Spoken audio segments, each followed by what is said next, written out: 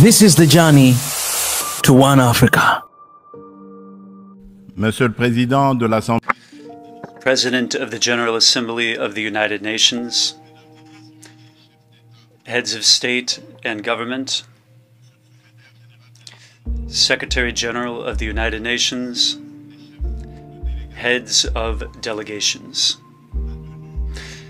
The convening of the 78th session of the United Nations General Assembly affords me the opportunity to share with the member states of our organization the vision and the major concerns of my country, the Democratic Republic of the Congo, about the current challenges facing us in the world.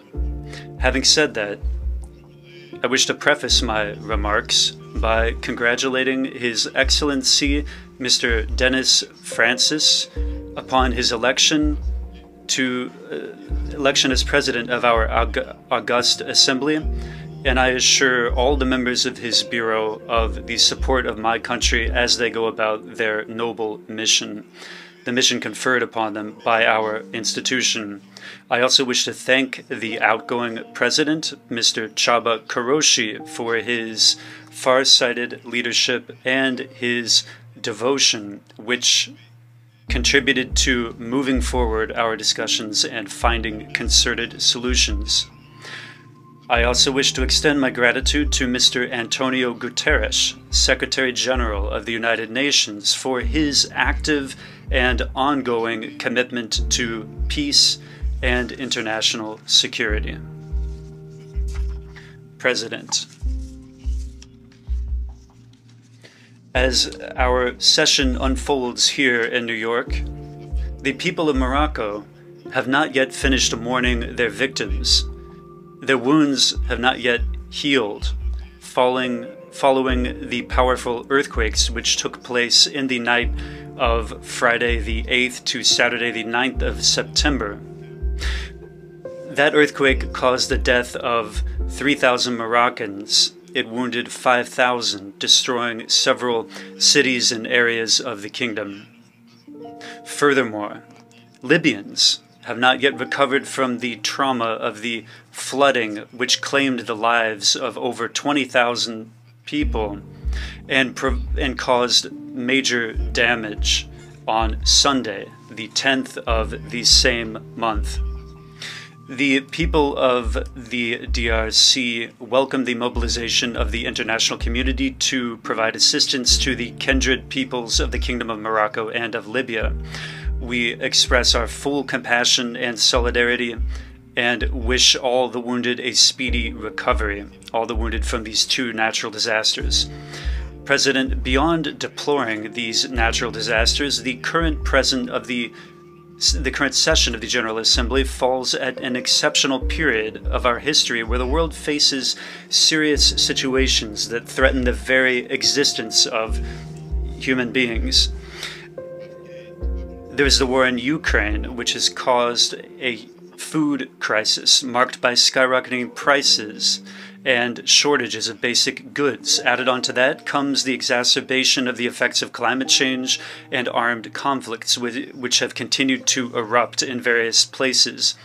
These crises are mutually reinforcing, and they pose a challenge to the multilateral system and to international cooperation. And yet, the maintenance of international peace and security, guaranteeing justice and human rights, prioritizing social progress, and establishing the best living conditions are what everyone in the world wants and has always wanted. These goals need to remain at the center of our collective action following a truly multilateral and inclusive approach. We are called upon to work together with an eye to responding to these challenges, which are existential in scope. For this fundamental reason, I hail the relevance of this year's topic of our session, which is entitled Rebuilding Trust and Reigniting Global Solidarity, accelerating action on the 2030 Agenda and its sustainable development goals towards peace, prosperity, progress, and sustainability for all. This topic places the values of solidarity and of trust at the forefront of the factors for recovery and for accelerating the solutions to closely intertwined global challenges in order to move forward peace, security, and sustainable development. These values take on their full meaning in the context of the crisis that we are undergoing today. In this regard, it is vital to recall that at the halfway point towards achievement of the SDGs in 2023, given the climate disasters, the recurrent conflicts, the economic recession, and the persistent after effects of the COVID-19 pandemic, inequality and poverty have worsened. Hunger and malnutrition are on the rise. Humanitarian needs and the displacement of populations have reached record heights. Climate and environmental disasters have plunged the world into a systemic existential risk, which is very serious. In order to tackle these scourges, which pose a genuine threat to international peace and security, and which also constitute a major obstacle to the prosperity and progress of nations, it is clear that pooling our energy and taking a multilateral approach with mutual trust and solidarity is a major and indispensable approach. President, the maintenance of international peace and security constitutes the foundation of and the main objective underpinning the creation of the United Nations. Accomplishing this requires more determination and commitment on the part of everyone, given the current threats to peace and security in the world. African peoples often don't understand the equivocal attitude, the double standards at work, the ambiguities, and the procrastination of our organization, especially of its Security Council, in certain political and security crises which are rampaging through Africa and sometimes have rampaged there for decades. This is the case, notably, of the forgotten crisis of Western Sahara, which has riven apart two kindred countries, Algeria and the Kingdom of Morocco, and that crisis has dragged on for several decades. This is also the case when it comes to Mozambique, which has fallen victim to deadly terrorist attacks for roughly 1 decade in the province of Cabo Delgado. This is also the situation in West Africa, in the Sahel-Sahara region. There, the UN troops are withdrawing, leaving behind them the memory of what they haven't achieved, this despite the fact that they embodied all of the hopes of people that were caught in the clutches of jihadism. The Republic of Sudan is no exception either. Sudan is mired in a deadly civil war, which has pitted, since last year, the military personnel loyal to the President of the Republic, pitted them against the rapid support forces under the command of General Mohammed Hamdai Dagalo. This war has already caused much death and much material damage as well. The international community is virtually indifferent to the Sudanese tragedy. This is also the place to broach a question of paramount importance to the Democratic Republic of Congo, and also of prime importance for building peace in the Great Lakes region. I'm referring to the withdrawal of the United Nations Mission for Stabilization in the Democratic Republic of Congo, MONUSCO, the withdrawal of MONUSCO from our territory. Following a presence of more than 2 decades by the UN, it's time for my country to fully take its destiny in hand and to become the main protagonist of its own stability. We are grateful to the international community and to the United Nations for their support and their partnership. But we are also aware that the phased withdrawal of MONUSCO is a necessary stage to consolidate progress that we have already achieved. Nonetheless, it should be deplored that the peacekeeping missions that have been deployed in various forms for 25 years in the Democratic Republic of the Congo have not been able to stop rebellions and armed conflicts that have torn apart the DRC and the Great Lakes region, nor have they succeeded in protecting the civilian populations. Therefore, the phased, responsible, and sustainable withdrawal of MONUSCO, which was announced in 2018 and whose transition plan was adopted in 2021, is that planned withdrawal an anachronism given the changes in the political, security, and current social contingencies? It is thus illusory and counterproductive to continue to cling to maintaining MONUSCO to reestablish peace in the Democratic Republic of the Congo and to stabilize it. Furthermore, the accelerated withdrawal of MONUSCO is absolutely necessary to ease the tensions between MONUSCO and our citizens. It is the time to explore new avenues for strategic collaboration with the United Nations, mechanisms that are more in lockstep with our current realities.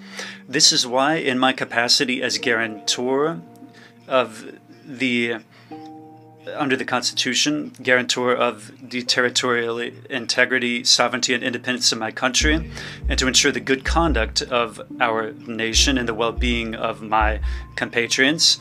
In this capacity, I've instructed the government of the Republic to begin discussions with the UN authorities to ensure an accelerated withdrawal of MONUSCO from the Democratic Republic of the Congo, moving up the deadline from December 2024 to December 2023. This is the meaning behind the step of our government, which addressed a letter to the President of the Security Council of the United Nations dated 1 September 2023, asking for the accelerated withdrawal of MONUSCO. In line with this accelerated withdrawal of MONUSCO, the DRC reiterates its demand to the Security Council of the United Nations to sanction all physical and legal persons acknowledged to be perpetrators, co-perpetrators, and accomplices, both material and intellectually, perpetrators of war crimes and crimes against humanity, and serious violations of human rights, international law, and the Charter of the United Nations on Congolese territory. It is unjust and unacceptable for persons deemed to be responsible for the serious crimes mentioned in various reports of UN experts themselves on the security situation in the DRC. It is unacceptable for these persons to remain to continue to enjoy impunity with the complete silence of our organization and its member states, which have placed the combating impunity as among their main priorities when it comes to internal and external governance. In this regard, the government of the DRC warmly welcomes the sanctions recently imposed by the United States on Rwanda for its support for the M23 terrorist groups and against one of its senior officials involved in the criminal undertakings in Congo. To recall, this terrorist group, which is a proxy for Rwanda, has not honored any of the commitments entered into by the heads of states of the region in the context of the Luanda and Nairobi process. Indeed, not only have they not left the positions they conquered, they are continuing to massacre the civilian population, and they are refusing pre-cantonment and cantonment. They are demanding a dialogue that will never be granted to them. The Democratic Republic of the Congo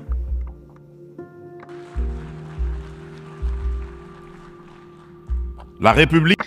The Democratic Republic of the Congo hopes that the other states will follow this good example set by the United States of America in order to support the common struggle against impunity, to ensure the triumph of the ideals of justice and solidarity among peoples. The government of the DRC is awaiting the next meeting of the Security Council, which will focus in particular on our request, and we want it to be constructive when it comes to the management of the delicate and laborious process of crafting peace in our country. President, there's another challenge that is of the utmost concern to all of the nations of the world. I am referring to the warming of our planet. Needless to say, there's been an increase in temperature for several decades that has affected the life of everyone in humanity, and is of concern to all of us. Having said that, I am compelled to note that despite the proclamations in good faith of polluters when it comes to stopping greenhouse gas emissions, despite the many fora convened all over the world to stem this scourge, including the 27 COPs, that is the Conference of Member States of the UN to counter climate change.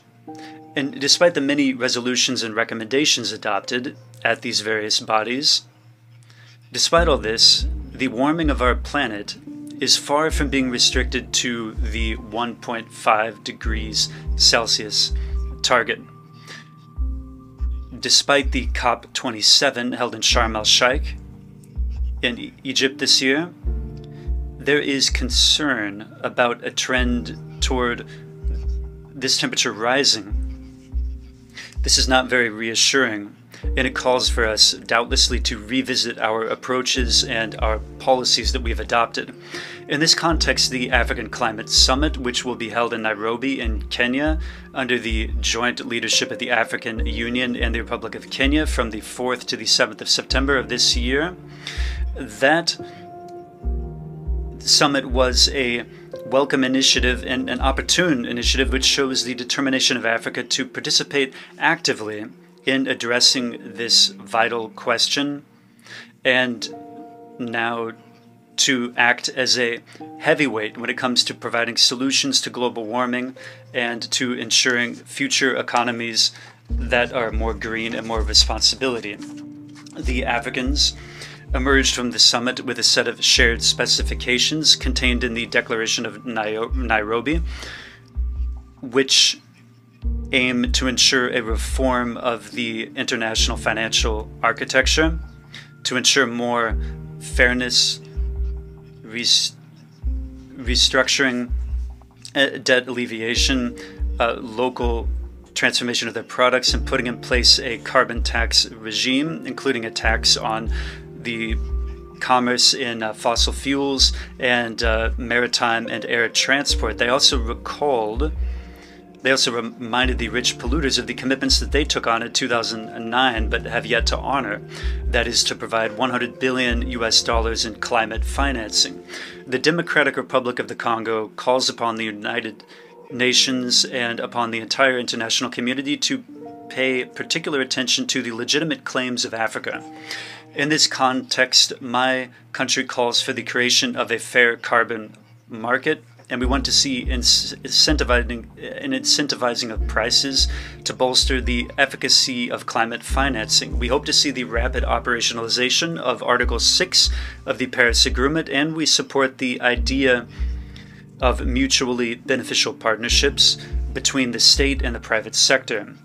In the same vein, the Democratic Republic of the Congo reiterates its full readiness to cooperate with all stakeholders, public and private alike, in order to make the most of its strategic minerals, in order to achieve its environmental transition, and to take on bold commitments, notably the commitment of dedicating 30% of its national territory to the preservation of biodiversity, and to aim at a nationally determined contribution, including measures based on 4 major sectors: agriculture, forestry, energy, technology transfer, and adaptation measures. President, multilateralism and the respect for a global rules-based system has underpinned peace, security, health, and prosperity in large swaths of the world for the last 78 years.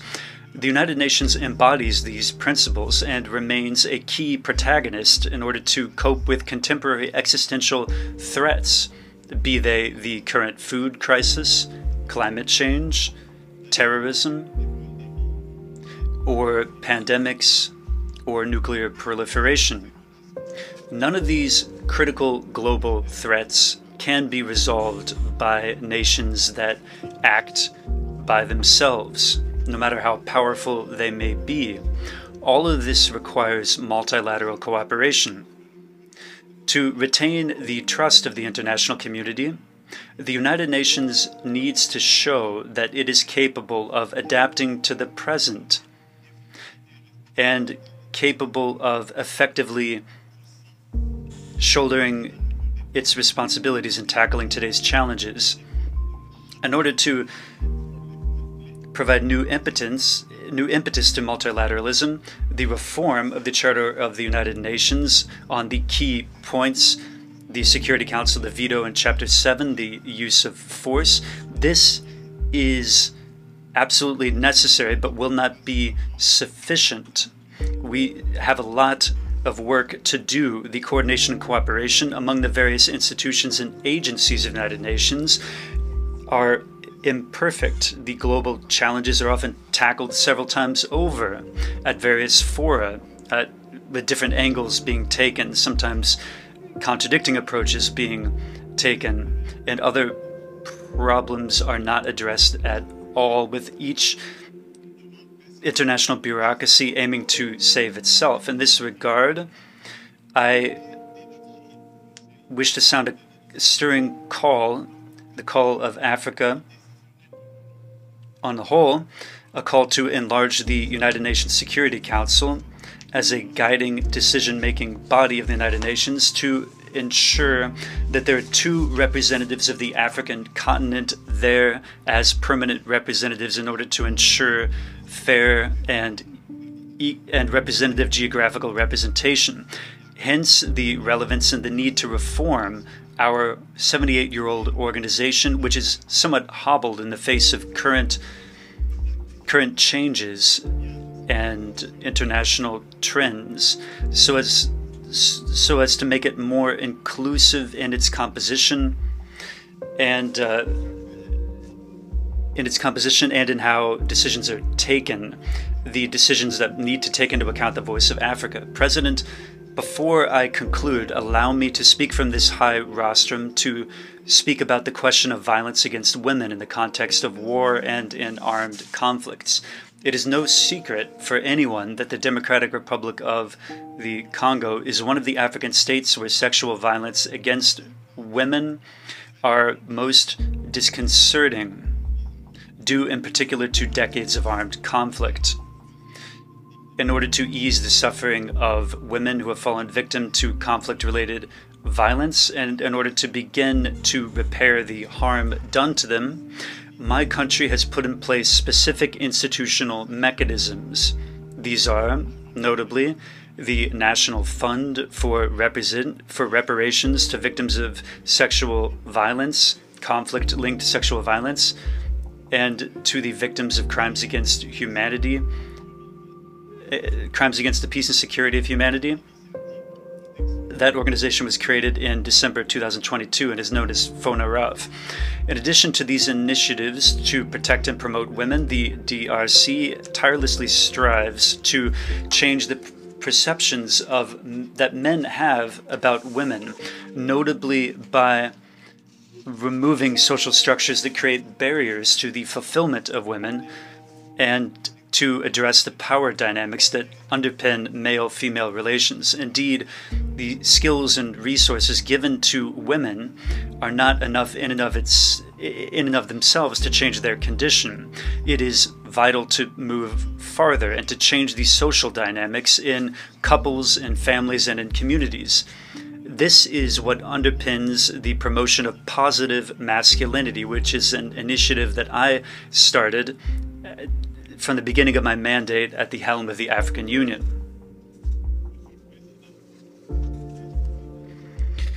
President of the General Assembly of the United Nations, heads of state and government, Secretary General of the United Nations, heads of delegations. In closing, I wish to confirm once more that at the end of this year, general elections will be held in the Democratic Republic of the Congo, and this will happen in institutions with an electoral mandate down to the level of the communes. In order to ensure those elections are a success, all parties involved are actively working. The Independent National Electoral Commission, the SENI, has already convened the Electoral Corps and published lists of candidates for national and provincial, legislative, and municipal elections. Provisions are being put in place in order to ensure transparency, inclusivity, equal opportunities, and credibility of these upcoming elections. Invitations have already been sent out to international institutions and international organizations, to NGOs that specialize in this area, in order to mandate their electoral observation missions to accompany the process and to help the Congolese state consolidate its young democracy. The UN is also invited to play a major role via its specialized institutions. The Congolese government thanks already those institutions and NGOs that have been invited that are already hard at work. The Democratic Republic of the Congo remains convinced that the United Nations remains the most appropriate fora to discuss the future of our planet and of the relations both among peoples and among states. Following the holding of the peaceful democratic elections in Zimbabwe, I wish to sound a clarion call here at the United Nations, calling for everything to be done to ensure the immediate lifting of these sanctions against the Republic of Zimbabwe and against its people.